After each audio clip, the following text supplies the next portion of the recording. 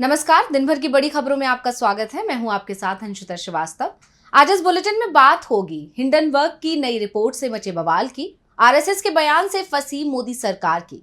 देखेंगे उद्धव ठाकरे के किस बयान से गरमाई सियासत, बीजेपी सांसद ने बिहार की एनडीए सरकार पर क्यों उठाए सवाल। जानेंगे गुजरात में कांग्रेस की न्याय यात्रा में आज क्या हुआ खास, और बुलेटिन के आखिर में बात होगी चुनाव से पहले हरियाणा में मची भगदड़ की। लेकिन दिन भर की तमाम बड़ी खबरों से पहले एक नजर सुर्खियों पर। सुनीता केजरीवाल ने हरियाणा के हिसार में किया प्रचार। केजरीवाल को बताया हिसार का बेटा। विधानसभा चुनाव के लिए किया आम आदमी पार्टी की जीत का दावा। ओडिशा में बंगाल के मजदूरों पर हो रहे हमले। ममता बनर्जी का ओडिशा के सीएम से अनुरोध, मामले पर दें ध्यान। हैक हुआ एनसीपी एसपी सांसद सुप्रिया सुले का फोन, ट्वीट कर दी जानकारी, पुलिस में दर्ज कराई रिपोर्ट। भारत में घुसपैठ की ताक में बैठे बांग्लादेशी, बीएसएफ ने बताया 11 लोगों को लिया गया हिरासत में। पश्चिम बंगाल और त्रिपुरा के रास्ते घुसपैठ की हो रही है कोशिश। ये तो थी सुर्खियां। अब बात आज की सबसे बड़ी खबर की। हिंडनबर्ग एक बार फिर से सुर्खियों में है। पिछली बार अडानी ग्रुप पर निशाना साधने वाली हिंडनबर्ग ने इस बार अडानी के साथ सेबी पर भी हमला बोला है। हिंडनबर्ग ने सेबी चेयरपर्सन पर गंभीर आरोप लगाए हैं। इस खुलासे के बाद देश में सियासी संग्राम छिड़ गया है। इसी क्रम में कांग्रेस ने सेबी समेत मोदी सरकार पर जोरदार हमला बोला है। क्या कहा कांग्रेस ने, देखिए रिपोर्ट। हिंडनबर्ग ने सेबी के प्रमुख माधवीपुरी बुच और उनके पति धवल बुच पर अडानी ग्रुप से जुड़ी ऑफशोर कंपनी में हिस्सेदारी के आरोप लगाए हैं।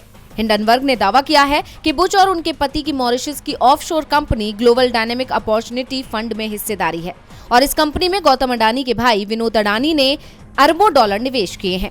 हिंडनबर्ग का दावा है कि इस पैसे का इस्तेमाल अडानी ग्रुप के शेयरों के दामों में तेजी लाने के लिए किया गया था, जिसके बाद सेबी समेत केंद्र सरकार भी कई आरोपों से घिर गई है। कांग्रेस प्रवक्ता सुप्रिया श्रीनेत ने कहा कि एक मुहावरा कहा जाता है, जब सैया भय कोतवाल तो डर काहे का। ऐसी ही कहानी अडानी महाघोटाले की भी है। हिंडनबर्ग रिसर्च की रिपोर्ट में सेबी चेयरपर्सन माधवी बुच के अलावा अगोरा और ब्लैकस्टोन का जिक्र है। ये दोनों अहम किरदार हैं। रिपोर्ट के मुताबिक अप्रैल 2017 से मार्च 2022 तक जब माधवी बुच सेबी में होल टाइम मेंबर और चेयरपर्सन थी, तब उनके पास एक ऑफशोर सिंगापुरी कंसल्टिंग फर्म में 100% हिस्सेदारी थी, जिसे अगोरा पार्टनर्स कहा जाता था। मार्च 2022 में उन्होंने अपने शेयर पति धवल बुच को ट्रांसफर कर दिए थे। माधवी बुच के पास वर्तमान में अगोरा एडवाइजरी नाम की कंपनी में 99% हिस्सेदारी है। माधवी के पति धवल बुच ही इसके डायरेक्टर हैं। साल 2022 में अगोरा ने $2,61,000 का रेवेन्यू कमाया था, जो सेबी चीफ माधवी बुच की सैलरी का करीब 4.5 गुना है। हिंडनबर्ग ने अपनी रिपोर्ट में सेबी चीफ पर ब्लैकस्टोन जैसी कंपनियों को रेगुलेटरी बूस्ट देने के आरोप लगाए हैं। बता दें कि ब्लैकस्टोन भारत में रियल एस्टेट इन्वेस्टमेंट ट्रस्ट का एक बड़ा प्लेयर है। सुप्रिया श्रीनेत ने आगे कहा कि 2 दिन पहले जब ये चर्चा हो रही थी कि हिंडनबर्ग की नई रिपोर्ट आने वाली है, तभी ब्लैकस्टोन ने एक बड़ा कदम उठाया। उन्होंने नेक्सस सिलेक्ट ट्रस्ट में 33 करोड़ यूनिट 4,550 करोड़ रुपए में बेच दिए। अब सवाल है कि क्या यहाँ आपदा से पहले फायदा बनाया जा रहा था? क्या अडानी महाघोटाले की जांच इसलिए नहीं हो रही थी क्योंकि जिसे जांच करनी थी वो खुद इस मामले में शामिल थी?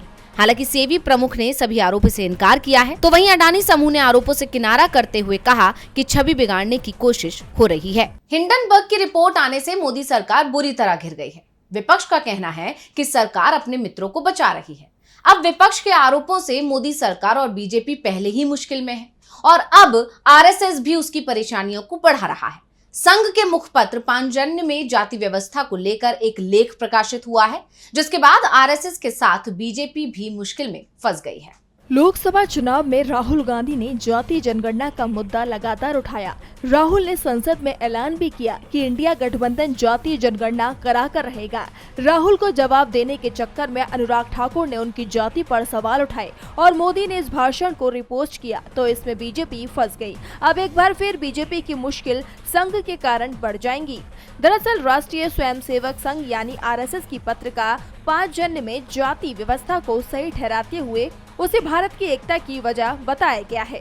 मैगजीन के संपादक हितेश शंकर ने संपादकीय में लिखा कि जाति व्यवस्था एक कड़ी थी जो भारत के अलग अलग वर्गों को उनके पेशे और परंपरा के मुताबिक एक साथ रखती थी और औद्योगिक क्रांति के बाद पूंजीपतियों ने जाति व्यवस्था को भारत के पहरेदार के रूप में देखा था। आपको याद दिला दें कि आरएसएस प्रमुख मोहन भागवत कई मौकों पर जाति व्यवस्था को भेदभाव और भारतीय समाज के लिए अभिशाप बताते रहे हैं और इसे खत्म किए जाने की मांग करते रहे।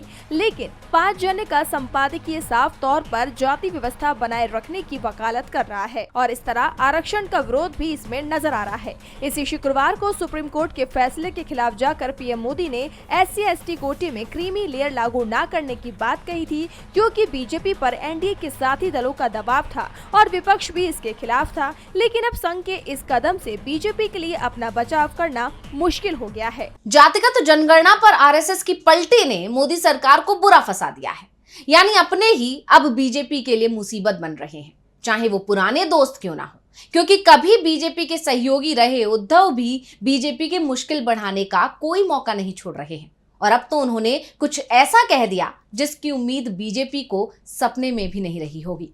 शिवसेना यूबीटी प्रमुख उद्धव ठाकरे ने बीजेपी समेत महायुति पर जबरदस्त हमला बोला है। उन्होंने साफ चेतावनी दे दी है कि महाराष्ट्र में 3 महीने बाद बड़ा उलटफेर होने वाला है। उद्धव ठाकरे ने ठाणे में अपने समर्थकों को संबोधित किया। इस दौरान उद्धव ने कहा कि बस 3 महीने इंतजार करिए, मैं उनके कलेक्टरों को ऐसी जगह भेजूंगा, बस इंतजार करिए। मुंबई ठाणे मेरा है, कोंकण मेरा है। उनके इस बयान से कई सियासी मायने निकाले जा रहे हैं। बता दें कि 3 महीने बाद राज्य में विधानसभा चुनाव होने जा रहे हैं। ऐसे में उद्धव ने साफ कर दिया है कि जल्द ही सत्ता में परिवर्तन होने वाला है।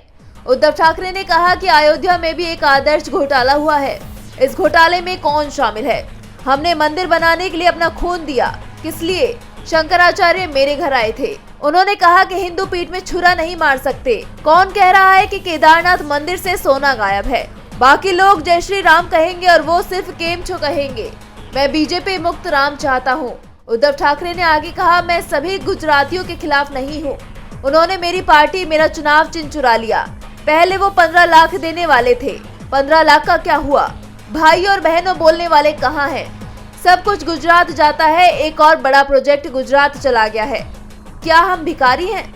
उद्धव ठाकरे ने जिस तरह शिवसेना में फूट डालने से लेकर अयोध्या और केदारनाथ में हुए कथित घोटाले पर बीजेपी को घेरा है, उससे साफ है कि इस बार महायुति पर महागठबंधन भारी पड़ने वाला है। बीजेपी कांग्रेस मुक्त भारत की बात करती है, लेकिन उद्धव ने तो बीजेपी मुक्त राम की ही बात कर डाली। महाराष्ट्र में विधानसभा चुनाव होने हैं, ऐसे में उद्धव बीजेपी के हिंदुत्व को चोट पहुंचाने की कोशिश कर रहे हैं, क्योंकि बीजेपी खुद को सबसे बड़ी हिंदुत्ववादी पार्टी होने का दावा करती है। वैसे दावा तो बिहार की एनडीए सरकार भी करती है बिहार में सुशासन होने का, जिसकी पोल बीजेपी के ही सांसद ने अब खोल दी है। बिहार में कानून व्यवस्था चरमरा गई है। लगातार राज्य में अपराध का ग्राफ बढ़ता जा रहा है और बिहार में जंगल राज जैसे हालात हैं, ये आरोप विपक्ष लगातार लगाता आ रहा है। लेकिन अब सत्ता पक्ष के सांसद ने ही अपनी ही सरकार पर सवाल उठा दिए हैं। बता दें कि बिहार की नीतीश सरकार पर बीजेपी सांसद डॉक्टर संजय जायसवाल ने तीखा हमला किया है। बीजेपी सांसद ने कहा कि अगर जान जाने जैसी घटनाओं पर तुरंत रोक नहीं लगाई गई तो चंपारण एक बार फिर 2005 से पहले वाले दौर में पहुंच जाएगा, क्योंकि पुलिस के कुछ अधिकारी सफेद पोश के लोग अपराधियों को संरक्षण दे रहे हैं। हाल ही के दिनों में जिले में अपराध बढ़ा है। इतना ही नहीं, बेतिया से सांसद संजय ने अपनी ही सरकार और प्रशासन पर हमला बोलते हुए कहा कि जिस तरह से पूर्व मुखिया जितेंद्र सिंह की जान गई है, उससे ये साबित होता है कि जंगल राज जैसे हालात हो गए हैं। इतना ही नहीं, बीजेपी सांसद ने बिहार में अवैध तरीके से बिक रही शराब को लेकर भी सवाल उठाए। उन्होंने कहा कि बिहार में पूर्ण शराब बंदी है, फिर भी बेरिया थाना क्षेत्र में रोजाना 2000 रुपए की शराब की बोतलें आती है। ये बात सभी को पता है, सिर्फ पुलिस को नहीं। शराब के कारण ही बेरिया थाना क्षेत्र में एक व्यक्ति की जान चली गई थी। ये बहुत ही दुखद है। इस मामले में पुलिस को हर हाल में न केवल आरोपियों को, बल्कि जो लोग सफेद पोश में छिपे हुए हैं, उन सभी को बेनकाब करके कार्रवाई करनी चाहिए। बता दें कि बिहार में अगले साल चुनाव होने हैं। ऐसे में अब सत्ताधारी दल के नेता के बयान ने एक बार फिर बिहार की राजनीति को गरमा दिया है। बीजेपी सांसद कह रहे हैं कि बिहार में जंगल राज आ सकता है, यानी बिहार की जनता सुरक्षित नहीं है। वैसे इस तरह के सवाल तो गुजरात सरकार पर भी उठे हैं कि वो भी अपनी जनता का ख्याल नहीं रख रही है।